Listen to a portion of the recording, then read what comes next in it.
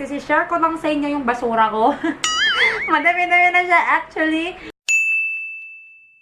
Hey everyone, welcome back to my channel. But if it's your first time to come here on this channel, I encourage you to click the subscribe button down below. And of course, huwag mo na rin kalimutan na i-click yung tiny bell button for you to be notified every time that I upload the video here on this channel. So today guys, kasi share ko lang sa inyo yung basura ko. Madami-dami na siya actually. Madami akong nasasabi sa mga basura ko. Ang dami kong nasasabi. Na-review ko, parang overall review na rin sa mga products na ginamit ko na hindi ko nagawan na rin ng review. Kung minsan, ayan. So, eto siya guys. Meron akong mga empties here na mga basura natin na kailangan na po nating itapon. Ayan. So, meron tayong isang box. Medyo madami-dami siya. So, if you want to know what are my thoughts about this product, please keep on watching. Simulan na po natin sa dalawang to. This is the Tresemme na shampoo and conditioner. Ito yung with vitamin E for dry or damaged hair. Tapos, ayun, ito siya. Yung shampoo, ito naman yung conditioner na with vitamin E din for dry and damaged hair. Ayan siya guys. Ito, hindi ko to binili. Binigay lang to ni tita ko. Actually, ang Tresemme guys, gustong-gusto ko kasi maganda talaga ang Tresemme. Para sa hair ko, malambot, ano talaga siya ng damaged hair. Parang nakakatulong talaga siya na ayusin. Ang problema ko nga lang kasi guys, sa laki niya, nasasayangan ako na hindi ko siya gamitin everyday. And alam niyo naman yung scalp ko, hindi pwedeng everyday, hindi pwedeng loyal ako sa isang hair product, especially shampoo. Kasi magkakaroon talaga ako ng dandruff. So, ang tagal kong inubos nitong dalawa to guys. Parang almost 1 liter sila. Ayan. So, maganda naman kung hindi naman kayo kasing sensitive ng scalp ko, then you can try this too. Ayan. Ito mas mura siya. Pero ito mas mahal ata siya eh. Ito yung, ang pinakamura kasi na Tresemme yung kulay red. Ayan. Medyo mas mahal lang to. Pero, lahat naman ng Tresemme na na-try ko, maganda naman sa hair. Malambot, tsaka talaga nakakatulong siya para ma-fix yung dryness ng hair. Another pang buhok guys is this one. This is the Milk conditioner. Alam, parang meron pa siyang konti. Meron pa ba? Konting-konti na lang. Ibabalik ko to. Ibabalik ko to. Eto guys, yung conditioner pa lang yung ubos ko. Kasi nga yung shampoo, hindi ako everyday na yun yung ginagamit ko na shampoo. Nagawan ko na to ng review. So if you want an in-depth review guys, punta lang kayo sa link na ipoprovide ko down below para papakita ko sa inyo kung ano yung, malaman nyo yung thoughts ko about this. Pero overall, maganda siya, malambot, mabango sa buhok, at matagal yung kanyang scent sa buhok na amoy milk. Alright, so this one is from Watsons. This is the Glamworks na body shower gel. Body wash. Yeah, body wash. Kung matagal na kayo dito sa channel ko guys, alam nyo na sobrang hilig ko ng body wash, shower gel, mga ganyan. Kasi nga easy to use lang sila. Pag tinatamad na akong gumamit ng aking mga sabon, kasi diba i-scrub mo yung sabon. Kukunin mo naman yung pang scrub mo. Ito kasi nila ipinapump ko na lang siya sa scrub ko. Ganon na. Ito guys, nakaka-relax kasi siya kapag gabi. Yung ganito na lang yung gagamitin. Wala namang something dito na special. Pero, ang napapansin ko lang dito, soft yung skin ko right after getting a shower. Tsaka, sobrang bango nito. And, nasabi din ni Mac, mabango daw talaga to. So, kung naghahanap ko yung mga pang easy to, yung mga easy to use lang, ganun. Kasi alam nyo naman ako, talagang pang mabilisan lagi yung gusto ko. Ayan. And, mabango din siya. Actually, meron pa akong isa, pero yung scent naman na nandun is apple naman yon. Kasi parang buy one, take one ata to sa Watsons, guys. And meron ako dito guys na punong-puno. Walang-wala na talaga. This is the Flawlessly You 2-in-1 Papaya and Calamansi with SPF 10. Ayan, na nagsasabing nakaka-whiten daw siya within 7 days. Hindi ko alam kung nakaka-whiten siya within 7 days kasi hindi ko naman siya nire-review na, pumunti nga ako, ganyan. Pero it helps kasi meron siyang SPF. Pero yun kasi guys, hindi naman pang matagalan kasi kung yung SPF 10, lalo na hindi siya PA+++, mga ganon. Pero kapag yung short period of time lang naman na outside ko, like for example, going to work lang naman, like me, 3 minutes walk, 2 minutes walk lang, andun na ako and shaded na. So, okay lang siya. Re-apply ko na lang ulit, ganon. And mura pa siya. Parang ito ate yung pinakamura na whitening lotion na nakita ko sa Watsons at saka sa mga grocery stores. Another lotion here, guys, is this one. This is from Bath and Body Works. Ayan, hindi ko alam kung nasi-share ko to sa inyo sa mga vlogs ko, mga daily vlogs ko na ginagamit ko siya at night. Kasi to, this is the super smooth with shea butter ata to eh. Shea butter and coconut oil. Ayan. Ang problema ko lang talaga dito, guys, ayan, said na isaid siya. Wala siyang SPF, so wala siyang protection against the UVA or UVB. So, ginagamit ko lang to at night bago ako matulog. Like, for example, nag-shower na ako, then gagamit ako ng lotion para ma-moisturize mo yung, you know, yung puwitan mo, yung mga, tuhod, yung mga ganyan, para smooth lang yung katawan natin. So, eto guys, kung meron pa sana ang ganito, gusto ko ito eh. Kasi meron siyang shea butter, coconut oil, tsaka meron siyang vitamin E. Sobrang ang lambot talaga ng balat ko dito. Hindi ko alam eh. Magpapabili ako ng ganito ulit kay mama ko. Hindi ko alam kung sinong nagbigay kasi nito sa akin. Si latita ko yata. I don't know. Hindi ko na matandaan. And meron pa ako dito guys na pang buhok naman. This is the Egg Remedy Hair Pack. Ito siya guys. Nagawan ko na rin to ng review. And kung gusto nyong makita yung full review ko guys dito, ayan, puntahan nyo na lang yung link na ipoprovide ko down below guys para mas in-depth yung review niya. Ito siya. So, pang ilang repurchase ko na to. And ito naman guys, this is the Cream Silk na hair care with vitamin treatment. Ay, ito siya. 150 pesos lang to guys. And ginagamit lang siya usually once a week. Tama ba ako? Parang once a week ko lang to ginagamit guys. Kasi after shampoo, conditioner, tas ito naman treatment. Once a week nga talaga. Ayan. So, eto, let me know down below guys kung gusto nyo gumawa ko ng separate video for my hair care. Kasi, tingnan nyo, medyo na siya, medyo nawawala na yung dryness niya at saka something niya. Pero, ito yung isa sa mga nakapag-save sa buhok ko guys na sobrang big help. Tapos, ang bango talaga nito guys. Sobrang bango nito. Tapos, ang tagal pa ng amoy niya sa buhok. Gustong gusto ko. Actually, kung minsan hindi na lang once a week na ginagamit ko to, parang 2 to 3 times a week ko na lang siya. Every other day ko na siyang ginagamit. Pero 150 pesos kasi yung isang ganito. Sulit na sulit mo naman na to kasi parang 2 to 3 months mo na siyang magagamit kung talagang once a week mo lang siyang gagamitin. And one of my favorite na guys, na shampoo, this is the Head and Shoulder na with argan cream. Ayan. Sabi ko nga, 'di ba, hindi ako pwede na consistent lang sa isang product. So kailangan in between those products, I have the Head and Shoulders kasi ito yung nakakatulong talaga para hindi ako magkaroon ng dandruff. So dahil ang Head and Shoulder kasi guys, sabi nung gumugupit sa akin noon, ang sabi nakakatanggal daw to ng keratin, nakakasira daw siya. So maganda to kasi meron siyang argan cream. So dito guys, dito sa Head and Shoulder nito, sobrang lambot talaga ng buhok. Ito yung hindi magaspang yung buhok na ganun guys. So, okay na okay siya. Marirecommend ko siya sa inyo kung kagaya ko kayo na dandruff prone. Tapos gusto nyo malambot pa rin yung hair nyo, try nyo yung may argan cream. Ang dami kong sabon dito guys. Meron tayong 1, 2, 3, 4 boxes of soaps. Ayan na iba-iba. Dalawa pala is the same. Unahin na po natin ang Kojisan. Alam nyo naman, pag nag-Watsons ako guys, nag-grocery, hindi talaga nawawala ang Kojisan kasi favorite ko talaga to na sabon. And ito talaga, na-prove ko na talaga na effective talaga siya. And hiyang ko talaga tong Kojisan na to.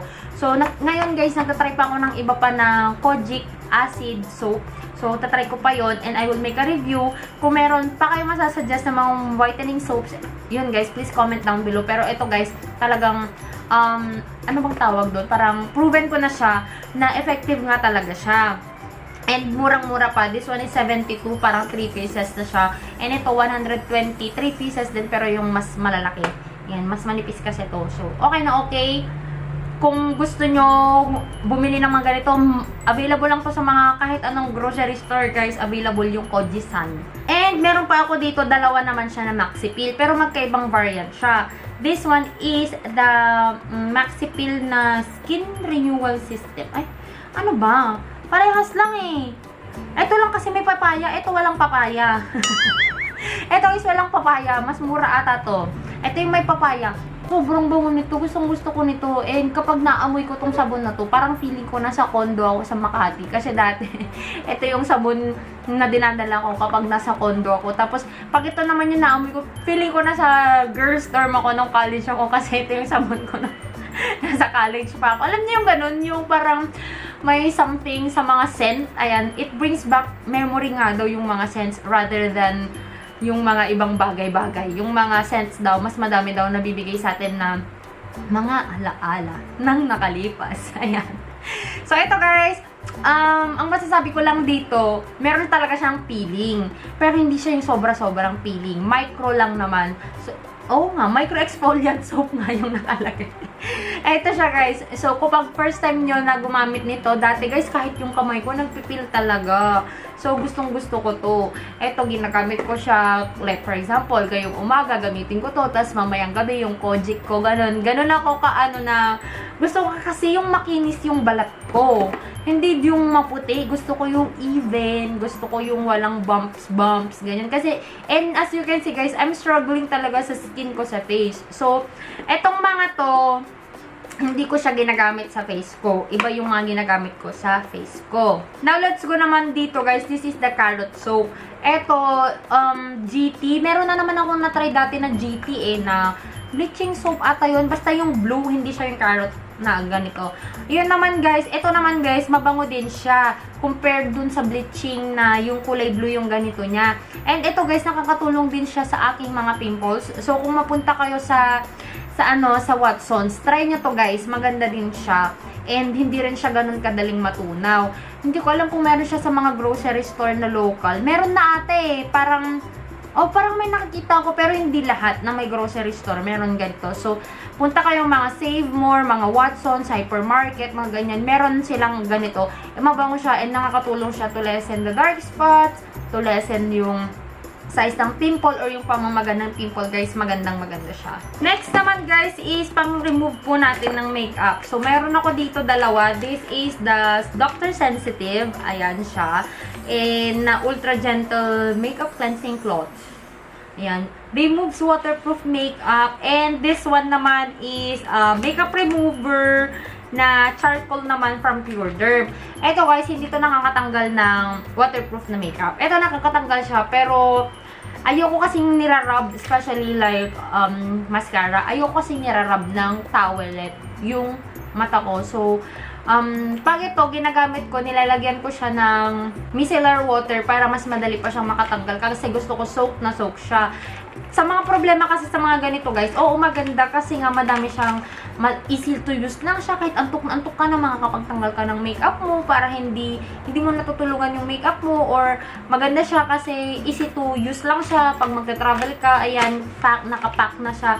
Ang problema lang dito guys, madali silang mag-dry. So, kailangan talaga i-tighten mo to kasi siya, parang mag-evaporate yung tubig niya. So, maganda naman so far. Yun nga lang, ito, hindi siya pang waterproof. Ito pang waterproof, tsaka mas mura siya compared dito. This one is 100 plus, this one is parang 80 plus lang siya. Ganun, or 90 plus. Basta mas mura ito. Si Dr. Sensitive, meron siyang 35. Ito, 30 lang. O, diba? Kay Dr. Sensitive ka na. Now, let's go to some of my skincare. Ayan. Ito guys, nagawan ko na to actually ng review. Maganda siya nung una, pero ito yung sinasabi ko sa mga vlogs ko na hindi ko na actually binanggit. Pero, etong facial wash niya, maganda siya.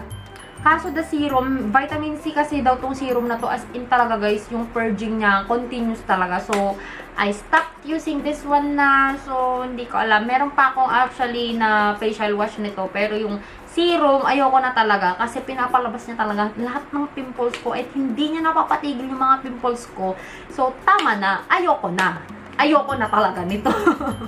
And more skincare pa tayo guys. This one is the Bello na toner. And this one is the toner from Beauty Derm. Actually guys, madami na akong mga ganito. Ayan. Nag-stop lang ako ng parang 1 week na sa Beauty Derm kasi naubusan na ako and hindi pa ako nakakapag-order pala. This reminds me of ordering pa pala. Ayan. So, ito guys, ito yung Bello. Nabibili siya sa mga grocery store, nabibili siya sa mga kahit saang drugstore, Mercury, ganyan. Available siya. Widely available, so maganda siya, easy, accessible siya sa lahat ng tao na gusto. And Eto, okay din naman siya eh. Hindi siya yung nakakapagpa-peel, hindi siya yung nakakapagpa-dry, pero nakakatulong siya to cleanse the skin and para mabawasan yung pagkakaroon mo ng pimple. Kasi napapansin ko talaga sa akin guys, kung hindi ako nagto-toner, mas madami talaga akong pimples. Tapos ang ginagawa ko kasi sa toner ko guys, ganito. Ganyan. Tas ganito, tas ganon. Pinapak ko siya. Hindi na ako, kung mag-ano man ako, kung magko-cotton balls man ako, hindi na ako masyadong nagaganon. Parang mga 3 times a week lang siguro magko-cotton balls ako. Yung feeling ko madami pang madumi. Pero pag feeling ko naman malinis na yung mukha ko, nag-makeup remover na ako, nag-ano na ako, nag-wash na ako, ayun, ganito yung ginagawa ko. Ginaganyan ko, pinapak ko na lang para pasok talaga siya sa pores ko. Compared to this one is the toner naman, day and night toner ng Beauty Derm. Ito guys, medyo mahal siya kasi 950 yung tatlong creams and this one, tsaka yung isang sabon. Sorry, hindi ko na napakita yung sabon, but I have made a series of videos of these products already, yung mga updates ko. I will put the link in the description box down below guys, para makita nyo kung ano yung mga sinasabi ko. Ito guys, ang instruction kasi talaga meron siyang cotton, tapos hindi siya pabalik-balik na ganun. So, pinalo ko yun guys, and I can say, this set, together with the toner, the sabon, and with the day cream, night cream 1, night cream 2, and 3, effective talaga siya. So, yan. Eto. I-live ko na lang sa inyo guys para hindi tayo matagalan dito sa ating video na to kasi na-discuss ko naman na kung ano ang mga functions ng mga to sa mga vlogs ko previously. Alright, another skincare is this one. This is the Myra E Vita Smooth. Ito yung favorite ko lagi guys kapag pumunta akong Watsons. Alam nyo na lagi kong binibili to kasi meron siyang SPF 15. But I stopped using this one na kasi meron ngang SPF yung day cream ng Beauty Derm. Ito siya. Ito yung meron kasi siyang SPF 60. Pero kapag nauubos ito, kasi nga madaling maubos to, sobrang liit lang ng travel set, bumabalik ako dito. Just to make sure na meron akong, you know what, protection pa rin para sa mukha ko. Kasi ayoko na bare skin lang ako nalalabas na walang barrier against the sun. Kasi nakakatakot guys, skin cancer is rampant. And of course, early aging of skin, mangyayari yan kapag walang ka-protection sa mukha. Another bath essential guys, this is for travel. Meron siyang 100 ml, pwede ito sa mga aeroplano, ganyan. This is the raspberry pomegranate na shower gel. Nabili ko lang to dati guys sa Watsons. Alam niyo yung mga parang seasonal na sale nila, like the holiday sets, mga ganyan. Ito, kasali lang siya doon. And mabango to. And naubos ko na siya, as you can see. Mahilig kasi talaga ako sa shower gel. Kapag magsuswimming, kapag magta-travel, mas gusto ko kasi na ganito yung pinapak ko instead of the sabon. Kasi ang messy talaga ng sabon kapag magta-travel ka. So, eto, mas gusto ko tong ganito. Yung nakabote siya. Punta naman tayo guys sa mga makeups. Ayan. Oh, meron pa pala ako pang skincare dito. This is the Garnier Light. Actually, hindi ko siya naubos. Kasi, 6 months lang pala to yung lifespan nito. Eh, natakot ako na gamitin na beyond 6 months na. Gamitin ko pa sa ilalim ng eyes ko. Kasi, di ba, sensitive yung part natin na yan. So, ayoko na siyang gamitin. But for this one, di ko alam kung nakakalighten talaga siya ng under eye. Pero, I'd rather buy yung eye cream than using this one. Pero, kung nakaka-brighten siya sa inyo, why not? Ito nakaka-brighten daw. Konti lang naman, pero yung sa akin kasi ngayon, mas ano na ako mas priority ko ngayon yung para hindi na ako magkaroon ng early aging of the skin. Kasi, di ba, usually dito sa ilalim ng mata natin, sa mata natin yung nauunang nagkakaroon ng fine lines. So, yun, eto pang brighten lang. Sa mga nagjo-duty, kasi di ba nung nagjo-duty kasi ako, kaya ginagamit ko to nun. Pero 6 months lang pala yung lifespan nito. And hindi ko pa siya naubos within 6 months kasi I don't know what is my reason, but hindi ko siya naubos. Sayang. Now, let's go to some of the makeups. Ito, mascara. We have here 2 mascaras. This is from Maybelline. Ang dumi na ng kamay ko, besh. Sobrang alikabok na. Ito yung Maybelline na Hyper Curl, and this one is the Super Curl from Ever Bilena. O, diba? Super and Hyper Curl. Both sila is waterproof. And both na merong 6 months na lifespan. Kasi guys, ang mascara, kapag beyond 6 months talaga, magdadry na siya. It's not because mag-expire siya. It's because magdadry siya and hindi na maganda yung quality na ibibigay sa'yo or yung performance na ibibigay sa'yo kapag pinush mo pa na beyond 6 months. So, be sure na kapag gagamit kayo ng mascara, one at a time na lang para hindi sabay-sabay na nabuksan and sabay-sabay din silang magda-dry up. So for this one guys, sobrang na-elongate niya yung ano ko, yung aking lashes, nagkakaroon din siya ng volume, and of course, waterproof sila. Same with this. And this one is only 180 pesos. Ito parang 200 plus siya. So, yun guys.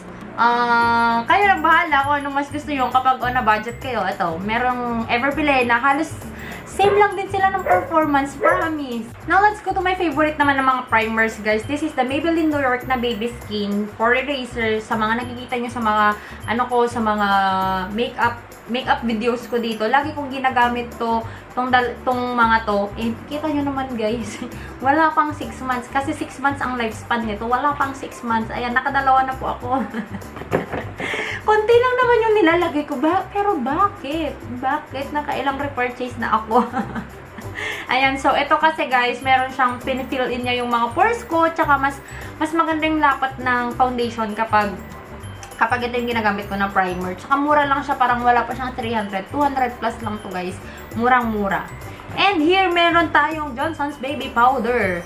Sa mga panahon po na sa mga panahon tinatamad akong mag-makeup, ito, powder lang guys, sunscreen, tapos, ito, baby powder. Hindi ko alam kung masama ba to para sa skin, kasi meron daw tong talc eh. Sabi nila, I don't know, I will make a research of that. Pero ito, gustong-gusto ko tong bedtime, kasi nakaka-relax, wala na siya. Actually, pulbo pa namin to dati ni Bebe eh, ang tagal na nito ah. Yan. Tsaka kapag ganito na parang pinagpapawisan ka na, magandang ilagay siya dito para ma-refresh ka. Ayan, lagay mo lang sa leeg. And the last but not the least, for internal naman, meron po tayong vitamins dito. This is the Pro Life na vitamins. Ayan. Vitamin E po siya. And I got this from Precious Skincare Cosmetics. This is 400 IU. And 100 soft gels na siya. Hindi ko na alam kung magkano bang mga bili ko dati dito. Parang 250. Parang ganun yata. Mas mura siya compared to Myra E na 30 capsules lang ang laman na 300 to 400 plus ang presyo. So, yun guys. I will leave her link in the description box down below if you want to get vitamin E naman guys. Okay din siya, nakakatulong siya sa pagtulog, nakakatulong siya to brighten the skin and all that. And so far, wala namang effect sa akin na hindi siya maganda. So that's it guys for my basura. Ang dami pala, napagod na ako magsalita. Ang dami kong pinagsasabi sa video na to. But still, I hope you enjoyed watching this one. And I hope na may natutunan kayo sa mga mini reviews ko sa mga products na to. And if you haven't followed me yet on my Instagram and on my Facebook, the name is Jai of Mia. And please share this video to your friends. And magpapasko na guys. So, madami po tayong gagawin ng mga videos. Madami na po tayong mga nakapila na videos. So, I hope you subscribe and click the notification bell button para lagi po kayong magkaroon ng notification every time na mag-upload ako ng video sa channel po natin na ito. Thank you so much guys for watching and I'll see you guys on my next one. Bye!